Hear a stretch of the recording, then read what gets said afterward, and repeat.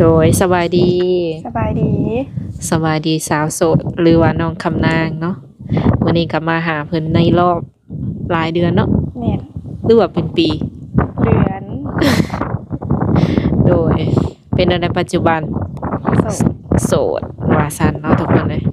โสดแบบใดโสดสนิทหรือว่าโสดสนิทแบบบ่มีคนคุยเลยบ่มีอืมเป็นอะไรแบบว่าคนเก่าเด้สมมุติว่า FC เนาะคือเพิ่นมาเห็นคลิปน้องเปิดใจรอบนี้เพิ่นก็อยากรู้ว่าคนเก่าหายไปไสอ่าแบบว่าได้เลิกลากันแล้วหั้นนะอืมแบบมันบ่เข้าใจกันแล้วก็เลิกกันโดยเดี๋ยวบางทีนะเพิ่นก็เว้าว่าน้องแบบตัวจังซั่นจังซี่เนี่ยนะก็เลยแบบว่าได้เลิกกันเพราะว่าย้านเพิ่นบ่เชื่อใจแบบนี้เนี่ยนะก็เลยแบบว่าตัดสินใจเลิกหั้นนะโดยก็ย้อนว่าเพิ่นบ่เข้าใจน้องหั้นนะแต่ก็ว่าตัวตัวว่าเอาไปซื้อจังซั่นจังซี่นี่นะเวลาเพิ่นพากมาเอาไปซื้ออย่างอื่นยันแบบตัวเพิ่นหั่นนะเพิ่นบ่เชื่อใจคือเอาง่ายๆเพิ่นบ่เชื่อใจน้องอืมระแวงเนาะแม่นและน้องนี่คือแบบว่าเป็นอะไรคือแบบว่าก็เริ่มแบบอยากเลิกหั้นนะเพอืราะว่ามันมเสียใจนะบางทีก็แบบว่าขึ้นเสียงใส่แล้วแบบว่าเสียใจรู้สึกเสียใจแบบนี้น้อยใจเพิ่นอีกอืมอืมแบบว่าหลายครั้งบ่ที่แบบว่าเพิ่นมีการแบบขึ้นเสียงใส่หรือว่าลำเทื่อดำเถื่อก็เลยว่าเก็บความรู้สึกทีละนิดทีละหน่อยมาหั้นนะอืมแล้วก็เอามาเว้าว่าแบบบ่ได้เอาไปเฮ็ดจังซั่นจังซี่เด้อเพิ่นก็ยังบ่เข้าใจอืมอืมเวลาคือเพิ่นคบกันเนาะเอาง่ายๆก็ตอนคบกันว่าซั่นซะคือน้องเพิ่นเองก็เปิดเผยเนาะว่าก็คบกับเพิ่นแม่นเพียงแต่บ่ได้ออกรูปหรือว่าเอารูปเพิ่นมาออกคลิปซื่อๆแม่นบ่แม่นแต่เพิ่นก็บอกไปเลยว่าปิดใจกับหนุ่มมาต่างประเทศประมาณนี้ตอนนั้นเนาะแม่น อืมแล้วเพิ่นโอเคบ่ที่ว่าน้องย่างออกมาแบบนี้ก็น่าจะบ่โอเคแต่ว่าน้องก็บ่รู้สึกแบบเสียใจแล้วก็อยากให้เพิ่นนะเพราะว่าเพิ่นเฮ็ดแบบนั้นนะเพราะว่าน้องบ่มักน้องว่าตรงๆโลดว่าบ่มักเด้อถ้าสิเฮ็ดแบบนี้นะโดยแล้วก็เลยหย่าซะแล้วก็แบบออกมาเปิดใจแล้วหาคนใหม่อืมแบบเลือกผิดเลือกใหม่นะหาคนใหม่ได้โดยคือตอนนี้ก็ถือว่าเปิดใจใหม่ก็ว่าแม่นได้เนาะในคนที่สิเข้ามาในบัดนี้อยากได้ประมาณใดอายุบ่รูปร่างหน้าตาก่อนก็ได้ผู้ห่างหน้าตาแบบได้เบิดหั้นนะบ่ติขี้ร้ายบ่อืมขี้ได้นี่อย่าบ่เป็นหยังได้เบิดอืบ่ติมโดยแล้วเรื่องอายุอยากคุยประมาณจักปีห่างจักปีบ่เกิน70 น้องนี่อายุเท่าไรตอนนี้ซะลืมถาม19แล้ว19ปีแม่นเคยแบบผ่านการแต่งงานบ่บ่เคยผ่านการแต่งงานแต่ว่าเคยมีแฟนซื่อๆเนาะแม่นปัจจุบันนี้น้องละเฮียนบ่บ่ได้เรียนแล้วอืมเฮ็ดเวียกเฮ็ดงานหยังปัจจุบันนี้เฮ็ดเวียกเรือนเวียกซาน อืมแบบว่าเวียกกินเงินรับเงินเดือนจังซี่บ่ได้เฮ็ดบ่บ่อันนี้มีแต่เฮ็ดนาซอยพ่อซอยแม่นะอืเฮ็ดนาซอยพ่อซอยมแม่แล้วก็เฮ็ดเรือนแบบเฮ็ดเวียกเรือนเวียกซานแบบนึ่งข้าวนึ่งน้ำล้างถ้วยล้างจานนี่เฮ็ดกับข้าวเนี่ยอืมอืมตั้งแต่เป็นสาวหรือว่าตั้งแต่เรียนจบมานี่คือยังบ่เคยไปทางไกลบ่หรือว่าเคยไปอยู่เคยไปแต่เมืองพวกไทยเคยไปบ่บ่เคยไปแต่พวกสวรรค์บ้านบอกวันเวิร์นนี่นะแถวแบบอืเมืองไซบุรีมหยังเนี่ยเมืองไซภูทองหยังแบบแถวพระธาตุโพนน่ะนะอันนี้นะไกลสุดอืมก็ยังอยู่ในวงเวียนประเทศเฮาเนาะแม่นยังบ่ทันเคยข้ามไปว่าต่างประเทศจักเทื่อแม่นบ่เคอืยข้ามเลยตั้งแต่มเกิดมา เออคือตอนนี้น้องหลากก็คิดแบบว่าอยากไปหางานเฮ็ดบ่หรือว่าก็อยากยังก่อนอยากไปอยู่แต่คิดเบิ่งก่อนอันนี้ยังบ่มีผู้พาไปและบ่มีหมู่ไปนำอืมขออนุญาตถามน้องหลามีอ้ายน้องกันจักคนมีอันอ้ายผู้หนึ่งแล้วก็น้องผู้หนึ่งแล้วก็พ่อแม่ นี่นะ มีอ้ายแล้วก็เจ้านี้ยังมีน้องอยู่ แม่นน้องก็เรียนม.1เป็น3คนเนาะอ้ายก็เอาแบบเอาเมียไปแล้วแต่งงานแล้วนะไปอยู่เพื่อนแบบเพื่อนเมียแบบไปเฮ็ดงานอยู่ไทยคือน้องนี้เอาง่ายๆเป็นลูกสาวกลางแม่นลูกสาวกลางน้องก็ยังเฮียนเนาะส่วนอ้ายนี่ไปเฮ็ดงานแม่นก็น่าจะ20ปลายปีแล้วอ้ายโดย ถ้าพ่อถ้าแม่ก็ยังอยู่นำกันบ่แม่นส่วนน้องเองก็อยู่กับพ่อกับแม่เลยแม่นตอนนี้19ปีพร้อมสร้างครอบครัวเลยบ่น้องละพร้อมมานะแต่ว่าต้องร่วมกันเนี่ยต้องร่วมกันหูนิสัยใจคอกันก่อนแล้วแบบจังแต่งกันอยากฮู้นิสัยใจคอของเพิ่นว่าเพิ่นมักหยังแน่ว่าบ่มักอันใดบ่ที่ว่าหยังนี่นะมักกินอีหยังบ่มักอีหยังบ่อยากฮู้นิสัยใจคอเพิ่นก่อนนี่นะแบบต้องร่วมกันก่อนนะศึกษาดูใจกันโดยเรียนรู้ซึ่งกันและกันเนาะแม่นหากที่ผ่านมานี่ก็ถือว่าคือน้องเพิ่นก็คือสิใหญ่คือตื่นเนาะเรื่องแนวความคิดบ่หรือว่าอีหยังแม่นบ่แม่นหลังจากที่ว่าคบกับหนุ่มรุ่นใหญ่ก็สิได้แบบว่าประสบการณ์มาแม่นคันว่าเพิ่นอยากทักมาลิน้ำนี่ได้ซะน้องล่ะแบบว่าเพิ่นเห็นคลิปเพิ่นสามารถทักมาได้ทางใดแบบคนเก่าน้องบ่แบบหมายถึงว่าเปิดใจใหม่หรือมีคนใหม่เข้ามาจังซี่นะได้แบบทำความรู้จักก็ได้มีช่องทางติดต่อให้เพิ่นบ่มี LINE และ WhatsApp กับบ่มีโดยปกตินะลิด LINE ปกตินะแจกเป็นอันสิว่าในเบอร์โทรกับอัน LINE เอาเนาะแม่ตั้งเรียบร้อยแล้วโอ้โดยคันเพิ่นอยากทักมาเล่นนี่จะสามารถทักมาได้ช่วงเวลาใดน้องวางได้เบิดแบบตอนเช้าตอนเที่ยงตอนแลงเนี่ยเอาง่ายๆก็เกือบว่าวาง24ชั่วโมงแม่แต่ก็ต้องโทรแบบเวลาพักเมมเสียงมา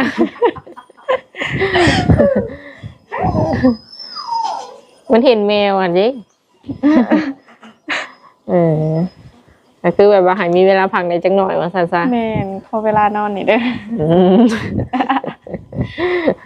เห็นว่า24ชั่วโมงก็สิเบิดมื้อเบิดคืนเลยก็บ่ได้เนาะบ่ได้แล้วขอนอนก่อนอยากนอนบางคนที่สิเข้ามานี่รักๆอยากได้ผู้ชายนิสัยเป็นแบบใดน้องล่ะนิสัยดีนะเอาใจเก่งนะแบบว่าเฮาอยากได้อิหยังก็แบบให้ได้แล้วก็แบบมีการงานที่ดีนะเลี้ยงดูเขาได้แล้วก็พอแบบอายุน่ะบ่เกิน70ประมาณนี้คือสมมุติว่ามื้อหน้ามื้อในหรือว่าเฮาแต่งงานจังซี่เนาะน้องหละสามารถไปอยู่นํสามีได้บ่ถ้าบ่ค่าเวียกค่างานก็ไปได้อันนี้ถ้าแบบมันสมมุติว่ามันค่าเวียกเนาะค่าเวียกก็อาจจะไปบ่ได้นะต้องอยู่เฮ็ดเวียกช่วยพ่อแม่นะถ้าแบบมันบ่ค่าเวียกแบบว่างๆจังซี่นะไปอยู่นำเพิ่นได้แบบว่าชวนไปอยู่เลยจังซี่นะก็ต้องแบบไปอยู่เฮือนผัวเลยจังซี่น่าจะได้อยู่ได้เนาะ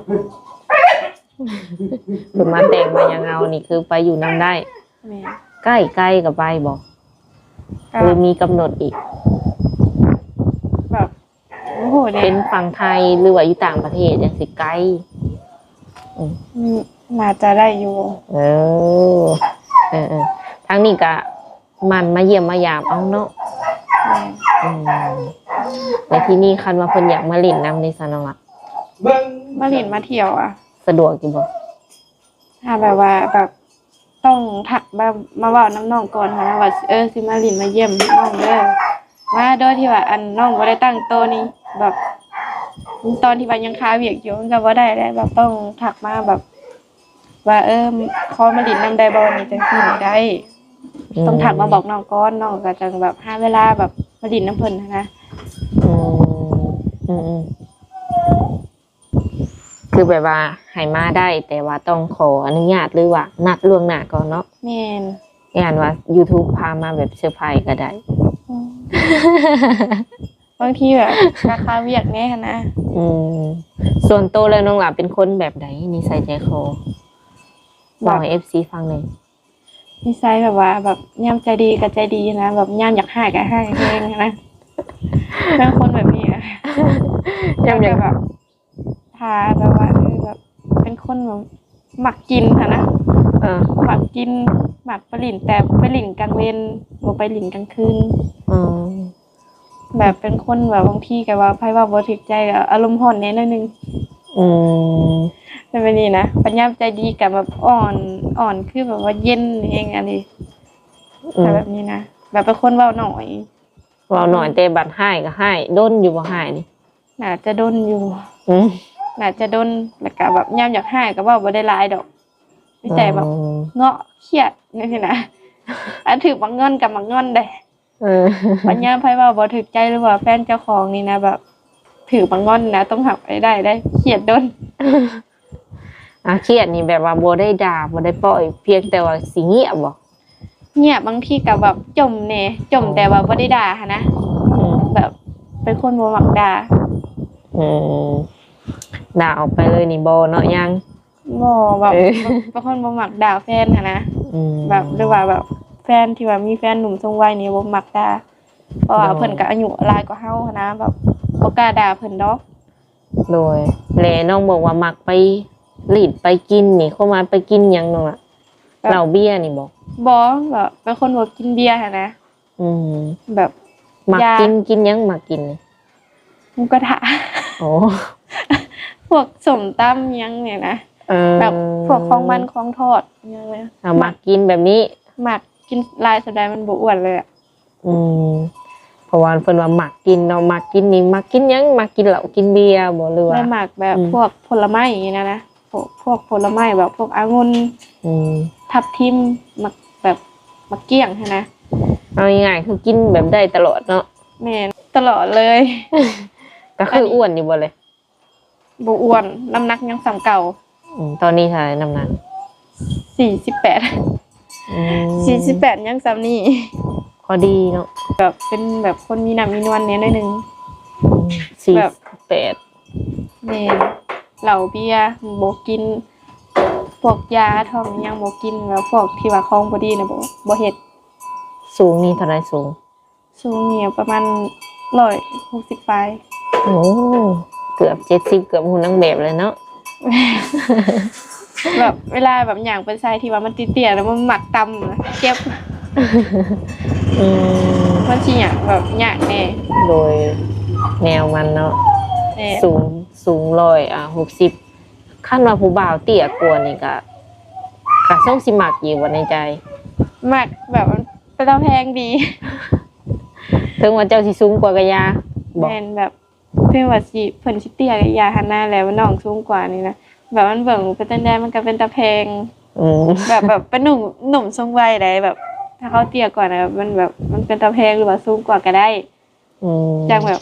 ถ้าสมมติว่าเขาสูงกว่าน้องนะแต่แบบ เวลาเขาลูกพัวนะว่าน้องเป็นตาแพง อืม อ่อนไหวนะ อร่อย แค่แบบผู้ชายลูกผัว อืม แบบ ก็ได้ เขา ทั้ ลู ง ก สองเลยเป็นวะ แม่นแบบเขาลูกผัวเขาเอาใจเก่งซื้อนั่นซื้อนี่มาง้อนี่ก็แบบ เออ แพ้หันนะอยากเศร้าเครียดเลย เออ เป็นแบบนี้ วิธีง้อวิธีง้อน้องเพิ่นเนาะทุกคนสำหรับคนอยู่ใกล้นี่จักเจ็ดเอาใดเนาะลูกผัวก็คือสิบ่ได้ ก็ได้แต่เท่าของฝากของต้อน ของฝากของต้อนหรือว่าคำขอโทษเนี่ยก็ได้ อืม อันนี้ก็สิเศร้าเครียดเพิ่นเลยนะมันสิบ่ให้ โดยในทางถามพ่อถามแม่เพิ่นก็ถามอยู่บ่เรื่องแบบผู้บ่าวผู้แพ้วเฮา ถามอยู่ถามแล้วก็ถามก็ถามบ่ได้หลายหรอกผู้บ่าวไปใช้คือบ่ให้แม่มาล้มเน่หันนะ อืม ก็เลยตอบไปว่าบ่มีดอกผู้บ่าวน่ะผู้ใดสิมามักขี้ร้ายปานนี้ผู้ใดสิมามัก หากเพิ่นก็บ่ได้ว่าบ่สมมุติว่าลมผู้บ่าวนี่ บ่ได้ว่าเพิ่นว่าเพราะว่าตั้งแต่เปิดใจมานี่นะก็บางคนก็ได้ร่มน้ำเพิ่นอยู่ส่วนหน่อยนะสิได้ร่มกับอีแม่นะส่วนหน่อย บัดเทื่อนี่เนาะเป็นเทื่อที่2บ่ที่ว่าเปิดใจเนาะ เทื่อที่สอง อื แม่น ม บ่ สมมุติว่าเจอคนที่ใช่นี่ก็สิปิดใจอีกบ่ แบบก็ต้องลงอะนะลงก่อนเบิ่งนิสัยเพิ่นก่อนว่าเพิ่นสิเป็นแนวใดอะนะ ประมาณจักเดือนจังสิตัดสินใจได้ อันนี้ก็ตอบบ่ได้แบบ บางทีก็ล่มกันมื้อหนึ่งบางทีก็น้องก็ปิดใจเลยมักเขา อืม แบบบางทีก็ตัดสินใจล่มกับเพิ่นผู้เดียวอะนะ เออ แบบว่าอยากล่มกับคนอื่น แบบมันรู้สึกจักแนวใดบ่ฮู้อยากล่มแต่คนเดียว อืม นะ อืมขึ้นอยู่กับแบบว่าคารมหรือว่าอีหยังการคุยกันหยังกันเองเนาะ แม่น คันว่าถึกใจนี่มือหนึ่งสองมือกับปิดใจก็มี แม่นบางคนก็มี อืม อันนี้นะอันนี้ก็ยังตอบบ่ได้แบบมันบ่ฮู้อะนะบางทีก็คุยกันบ่ฮอดชั่วโมงก็ปิดใจแล้ว เออ บางทีเนี่ยก็บ่ฮู้ก็ต้องเบิ่งกันไปก่อน เออตอนที่ว่าน้องปิดใจกับเพิ่นเนาะแบบว่าเพิ่นเฮ็ดหยังให้เฮาแบบว่า พึงพอใจหรือว่าปลาบปลื้มใจอะนะประทับใจในตัวเพิ่นนะคือว่าปิดปึ๊บปิดปับเลยนะ เพิ่นแบบ ตอนที่ว่าผ่านมาอ่ะ นั่นแหละสิว่าได้แล้วเพิ่นส่งดอกไม้มาให้นี่นะ อ๋อ ส่งดอกไม้แล้วก็พวกของต้อนของกินนี่นะ เออ แล้วก็แบบเงินแหน่หั้นนะ อืม บ่ได้ขอเพิ่นแต่เพิ่นแบบส่งมาให้นะทางแบบยูทูบเบอร์อันเนี้ย อืม เพิ่นส่งมาให้บ่ได้ขอเพิ่นแต่เพิ่นก็ส่งมาให้นี่นะ อืม เงินหรือว่าอีหยังก็ได้หรือว่าอันแบบพวกดอกไม้ขนมของต้อนอีหยังแบบได้เวิร์ด อืม มักที่สุดก็คือแบบว่าของต้อนกับเรื่องเงินก็ได้ เพราะว่าบางทีนะถ้าสมมติว่าเพิ่นฝากเงินมาให้1,000 2,000เฮาก็แบบเอาไปซื้อหมูกระทะแบบมันกินน้ำพ่อแม่นะ กินน้ำแบบไอ้น้องเพื่อนใกล้ๆกันนี่ อืมก็รู้สึกดีรู้สึกว่าเพิ่นเป็นห่วงเป็นใย แม่น อ๋อถึงเพิ่นอยู่ใกล้แต่ว่าเพิ่นมีน้ำใจประมาณนี้บ่ แม่นบ่ได้ขอเพิ่นแหละเพิ่นฝากมาให้ ก็เลยรู้สึกดี แม่นก็เลยรู้สึกดีแบบนั้น อันนั้นเป็นสาเหตุหรือว่าเป็นสิว่าไงสิ่งที่ว่าเพิ่นประทับใจว่าซั่นซะเนาะแล้วก็เฮ็ดให้ปิดใจแบบว่าไวอืมแบบว่าเบิ่งหน้าตาอิหยังนี่บ่แม่นบ่ได้เกี่ยวเนาะ แม่น อืม แบบประทับใจก็คือแบบว่าเพิ่นฝากเงินมาให้แบบไปกินหมูกระทะน้ำพ่อแม่นะแล้วก็ของต้นมาให้ผู้เฒ่าแม่เฒ่า อืม นั่นนะแต่ละเทื่อที่ว่าแบบยูทูบเบอร์ที่ว่าแบบ FC ฝั่งไทยนะเขาฝากมาทางยูทูบเบอร์แหละให้ฝากมาให้น้องอะนะบางทีก็แบบเอาไปให้ผู้เฒ่าแม่เฒ่าอะนะเพิ่นว่าแบบกินผลไม้ผู้เฒ่าแม่เฒ่า โด บางทีก็หมักข้ามมีหยังหมักข้ามหวานนี่นะเอาไปให้เพิ่นหมองมะขาม อืม นี่นะ โอเคซะเนาะคือวันนี้ทางเฮากลับมาอัปเดตอะไรก็ถือว่าเป็นคลิปเปิดใจเลยก็ว่าได้เนาะสำหรับ FC ใหม่ที่ว่าเพิ่นสิเข้ามาลมเจ้านี่เจ้ามีหยังอยากฝากถึงเพิ่นบ่ ก็คือแบบถ้าก็ขอให้ดีกว่าคนเก่าของน้องแบบนิสัยดีกว่าแหละแบบบ่อารมณ์ร้อนใส่น้องอะแบบแล้วก็ต้องเชื่อใจกันนี่นะมีการงานที่ดีแบบเลี้ยงดูน้องได้ ถ้าอยากทำความรู้จักหรือว่าอิหยังก็ต้องแบบฝากคองแบบมาทำความรู้จักนะ โดย แบบนี้ โอเค ก็ประมาณนี้เนาะทุกคนสำหรับคลิปนี้ก็ทางเฮาก็สิได้ขอตัวเจ้าไว้ก่อนเพราะว่าโตลมกับน้องเพิ่นก็โดนพอสมควรเนาะ โดย มื้อหน้ามื้อในมาลมกันใหม่ โดย โดยสบายดี สบายดี